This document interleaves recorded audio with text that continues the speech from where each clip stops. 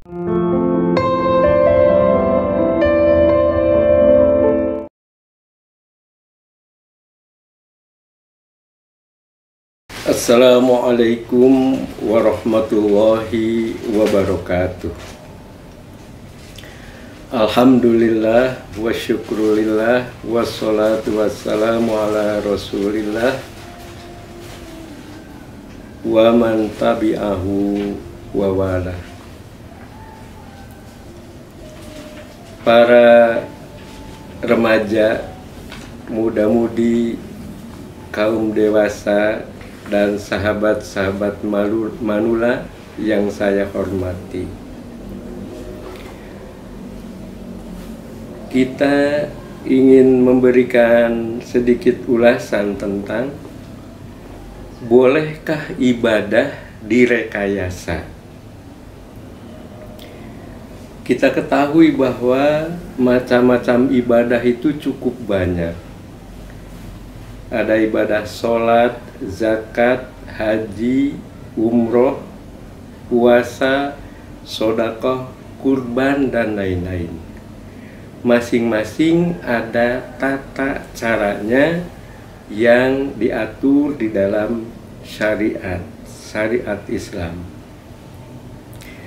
Sholat misalnya diawali dari wudhu, berpakaian bersih, rapih, berdiri tegak, membaca takbiratul ihram, membaca Allahu Akbar kabiro, dan selanjutnya membaca Al-Fatihah, membaca salah satu surat Al-Quran, lalu takbir, ruku, sujud, dan selanjutnya. Mengenai haji, ada tata caranya sendiri. Rukun haji terdiri dari ihram atau niat, wukuf di padang Arafah, tawaf mengelilingi Ka'bah, sa'i berlari-lari kecil antara Bukit Sofa dan Bukit Marwah, mencukur atau menggunting rambut, dan itu semua dilaksanakan perlu secara tertib. Ibadah haji mengandung dua aspek, aspek ta'abudi dan aspek ta'akuli. Yang termasuk aspek ta'abudi adalah manasik inti dari ibadah haji itu, yang tadi sudah disebutkan dalam rukun haji. Ta'abudi ini artinya ibadah yang pasti, ibadah yang mahdhoh, baik caranya maupun tempatnya. Cara dan tempatnya untuk ibadah haji ditentukan. Siapa yang menentukan? Yang menentukan Allah dan Rasulullah. Contohnya seperti tawaf dan sa'i harus di tempat yang ditetapkan untuk itu dan dengan cara yang juga ditetapkan dalam syariat. Dalam haji ada aspek ta'akuli, yaitu hal-hal yang masuk akal dan bisa berkembang. Untuk ibadah haji, guna sampai ke tanah haram, ke Mekah, itu diperlukan kendaraan ke Mekah. Pada masa Nabi misalnya, kendaraan adalah hewan, unta, mungkin ada yang lainnya.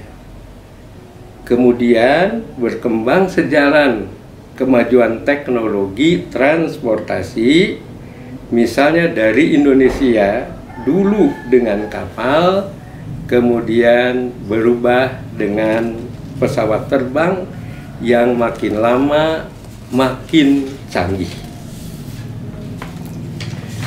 Dapat diringkaskan bahwa ibadah mahdhoh atau yang ta'abudi tidak dapat direkayasa, baik cara maupun tempatnya. Sedangkan yang ta'akuli, perkembangan teknologi bisa sangat mendukung. Misalnya teknologi penyiaran tentang haji.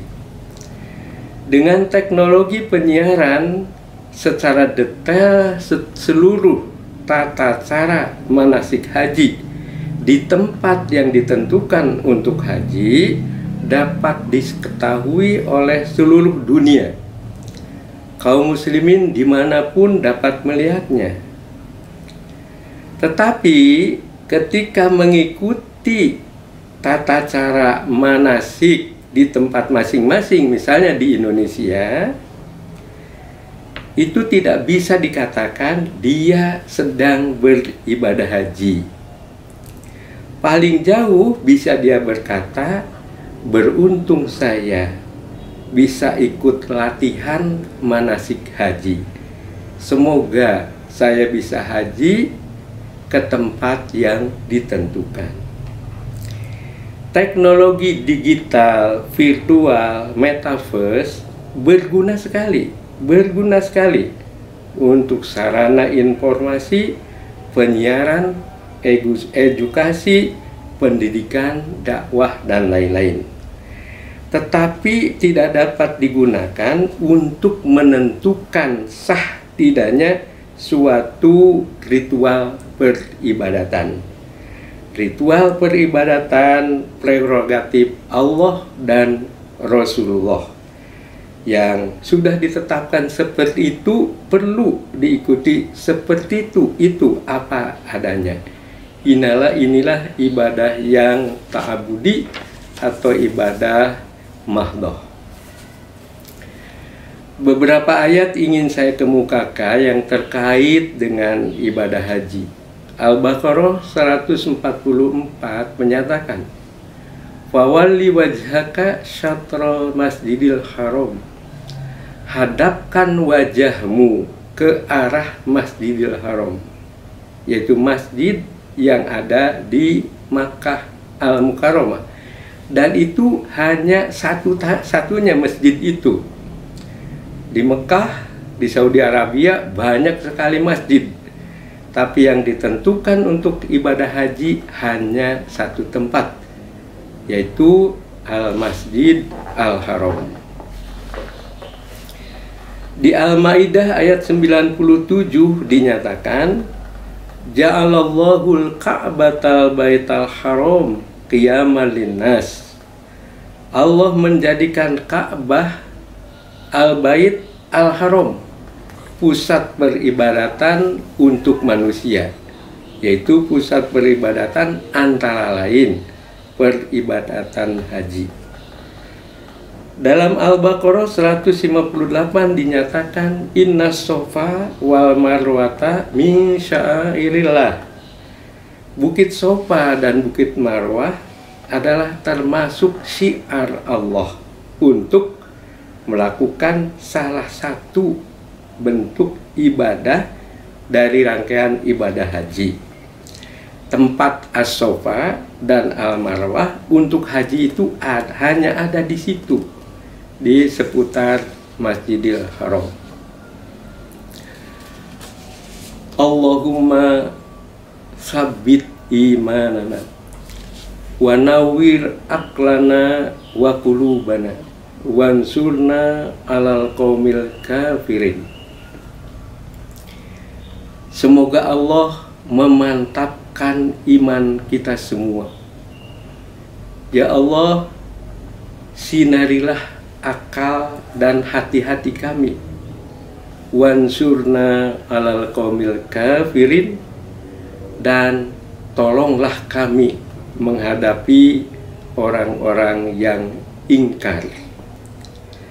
Nah, ini doa untuk memantapkan bahwa ibadah itu ada ketentuannya dalam syariat, dan kita diharapkan masing-masing mantap dengan keimanan terhadap akidah dan syariah yang telah ditetapkan. Wassalamualaikum warahmatullahi wabarakatuh.